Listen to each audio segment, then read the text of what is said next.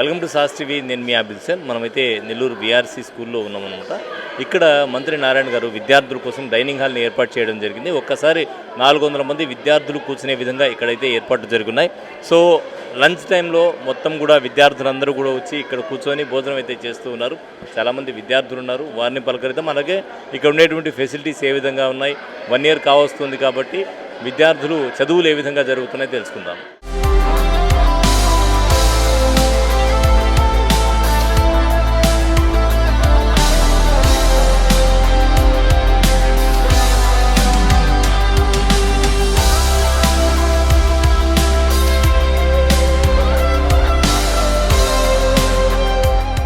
ప్రధానంగా ఇక్కడ 400 మంది విద్యార్థులు ఒకేసారి కూర్చొని భోజనం చేసే విధంగా ఏర్పాట్లు చేస్తున్నారు. త్వరలో పైన కూడా మరొక బిల్డింగ్ వస్తుంది, దాంట్లో మరో 400 మంది అంటే మొత్తంగా 800 మంది కూర్చొని డైనింగ్ చేసే విధంగా భోజనశాల అయితే ఇక్కడ ఏర్పాటు చేస్తున్నారు. కాబట్టి ఇక్కడ ప్రిన్సిపల్ ఉన్నారు, వారితో మాట్లాడదాం.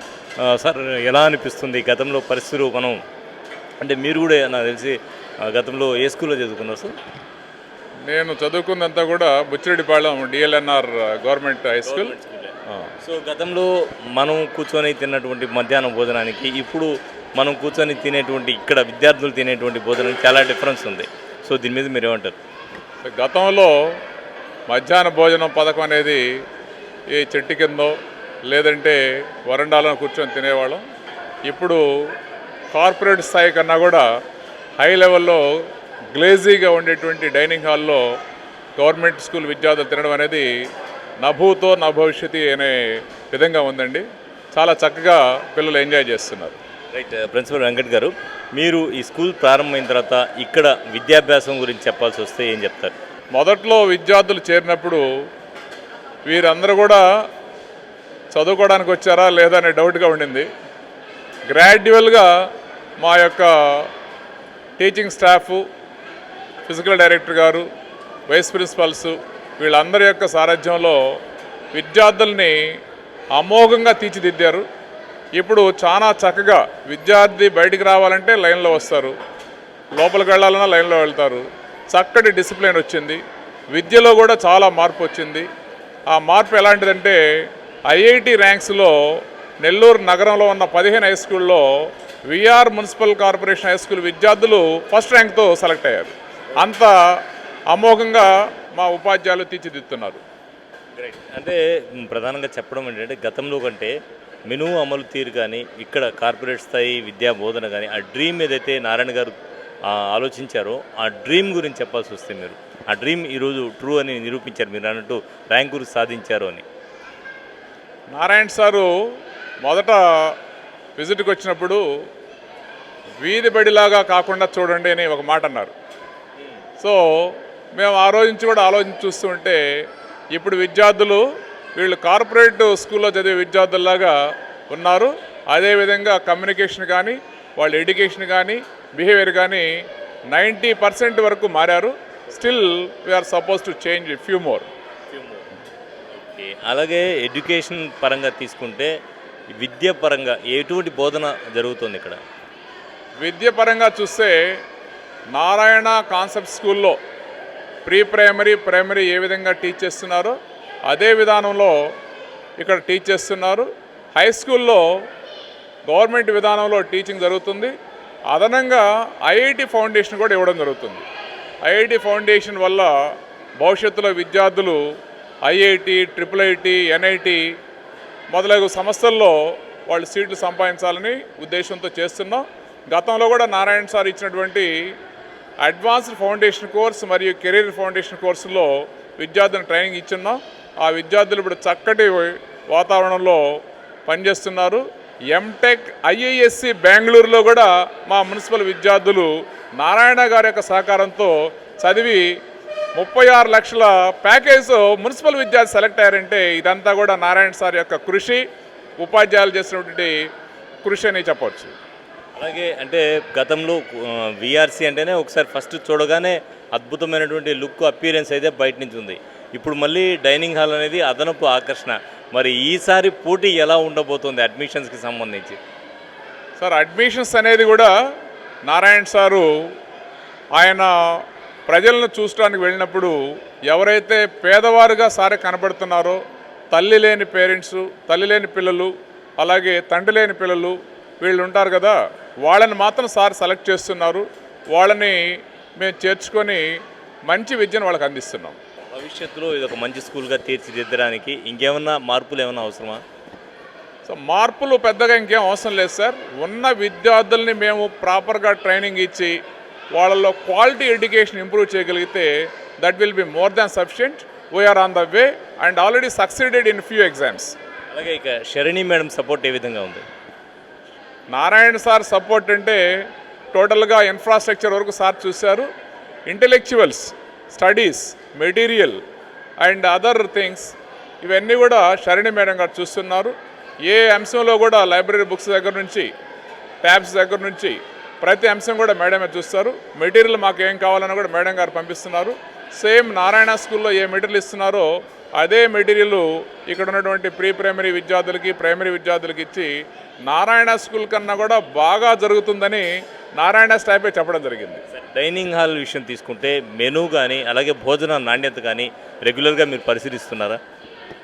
మెనూ గవర్నమెంట్ మెనూ జరుగుతుంది. డొక్కా సీతమ్మ గారి మెనూ ప్రకారము విద్యార్థులకి మధ్యాహ్న భోజన పథకం జరుగుతుంది. దీనిలో క్వాలిటీ ఇంకొంచెం బాగా ఉంది.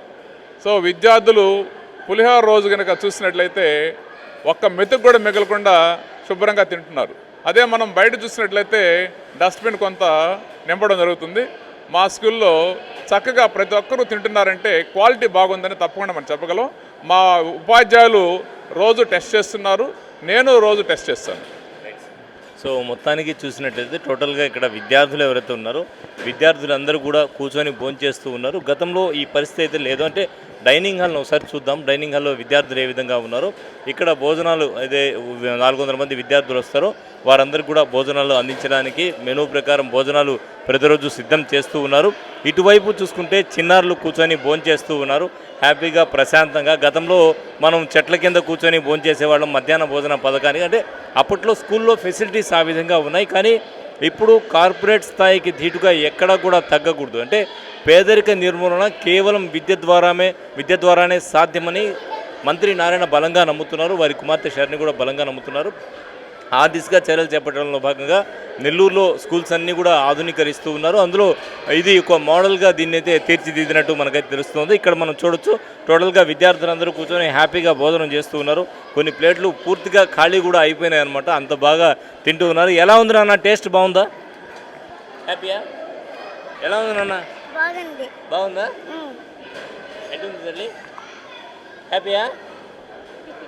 సో చిరునవ్వుతో పలకరించే పరిస్థితి, అందరూ కూడా చాలా హ్యాపీ. అందులో డిసిప్లైన్గా వస్తూ ఉన్నారు. మనం చూడొచ్చు ఒక క్యూ ప్రకారం లైన్లో అందరూ కూడా వన్ బై వన్ వస్తూ ఉన్నారు. ఎవరి ప్లేస్లో వాళ్ళు ప్లేట్లు తీసుకొని వెళ్ళి కూర్చుంటూ ఉన్నారు. దీన్ని ఉపాధ్యాయులు ఇక్కడ మానిటరింగ్ చేస్తున్నారు. మొత్తానికి ఒక కార్పొరేట్ స్థాయికి ధీటుగా గతంలోనే విఆర్సీకి పోటీ అనేది, అంటే స్కూల్ను ఒకసారి చూసినప్పుడు కార్పొరేట్ స్టైల్లో ఉందని చాలా పోటీ నెలకొంది.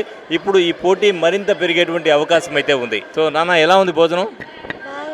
బాగుందా? హ్యాపీయా? స్కూల్లో చదువులు ఎలా ఉన్నాయి? చదువు బాగా చెప్తున్నారా? బాగుందా? ఏం పేరు నాన్న? స్మిత. ఎలా ఉంది భోజనం? ఎలా ఉంది? బాగుందా? హ్యాపీయా? నేను చదువుకోవాలి, నన్ను చదివించండి అని విజ్ఞప్తి చేసినటువంటి చిన్నారి ఇప్పుడు హ్యాపీగా చదువుకుంటున్నాడు. ఎలా ఉంది స్కూల్? ఎలా ఉంది?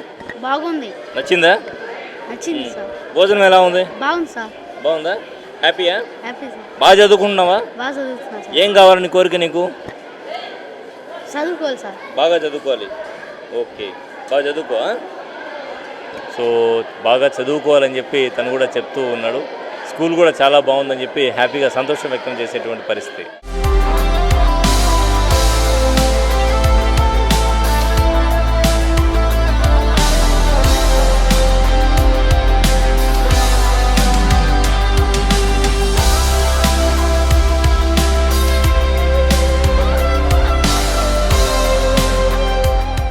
సో మాతో పాటు పేరెంట్స్ కూడా ఉన్నారు, వారితో మాట్లాడదాం. ఎలా ఉంది ఇక్కడ స్కూల్లో చేర్పించిన తర్వాత పిల్లలకి ఎడ్యుకేషన్? బాగుందా? బాగుంది సార్. అంతా బాగుంది. అన్నం కానివ్వండి, మీకు చదువు కానివ్వండి, అందరూ అంతా బాగుంది. నిన్న డైనింగ్ హాల్ కూడా ఓపెన్ చేశారు నారాయణ సారు. ఆయన దయ వల్ల అందరూ పేద పిల్లకాయలు అందరూ బాగా చదువుకుంటున్నారు. రాబోయే కాలంలో నారాయణ సార్ ఇంకా బాగా ఇది చేయాలని స్కూల్కి. మీ పిల్లలు ఏం చదువుతున్నారు ఇక్కడ? నా పాప 6th క్లాస్ చదువుతుంది సార్ ఇక్కడ. ఇంతకుముందు వచ్చి రత్నం స్కూల్ చదువుతుంది నా పాప. ఇప్పుడు 6th క్లాసు విఆర్సీ స్కూల్లో చేర్పించాను సార్ నేను. ఇక్కడ స్టడీస్ అంతా బాగుంది. టీచర్లు కూడా బాగా కేర్ చేసుకుంటున్నారు. నారాయణ సార్ ప్రతిసారి వచ్చినప్పుడల్లా స్కూల్ కాడికి వచ్చి అంతా ప్రైవెన్స్ ఇచ్చి పోతున్నారు. ఇంకా బాగా చేయాలని మేము నారాయణ సార్కి ధన్యవాదాలు తెలుపుకుంటున్నాము. ఓకే, మీ పాప? మా పాప 2 పిల్లకాయలు ఉన్నారు సార్. ఫస్ట్ వచ్చి మెహిమ్ స్కూల్లో ఇంగ్లీష్ మీడియం చదువుతున్నారు. ఇప్పుడు వచ్చి విఆర్సీ స్కూల్లో నారాయణ సార్ స్కూల్లో చేర్పించున్నాం. ఇప్పుడు ఇక్కడ స్కూల్లో కానీ ఒక క్లాస్లో కానీ ఒక ఆడేదానికి కానీ ఒక అన్నం తినేదానికి కానీ ప్రతి ఒక్క దాంట్లో కానీ ఒక మొత్తం బాగుంది. క్లాస్లో కానీ ప్రతి ఒక్క టీచరు ప్రతి ఒక్క హెడ్ మాస్టర్లు కానీ మొత్తం ఒక మెయింటెనెన్స్ కానీ ఒక పెద్ద అన్నీ బాగా చూసుకుంటున్నారు. మా పిల్లకాయలు వచ్చి 3rd class sir. So education చాలా బాగుంది. చాలా బాగుంది సార్. హ్యాపీ. ఇంకా రాబోయే కాలంలో ఇంకా నారాయణ సార్ డెవలప్ చేయాలా, ఇంకా స్కూళ్ళు డెవలప్ చేయాలని చెప్పేసి, ఇంకా పేద పిల్లకాయలకి ఇంకా డెవలప్ చేయాలని చెప్పి మేము ఆలోచిస్తున్నాం.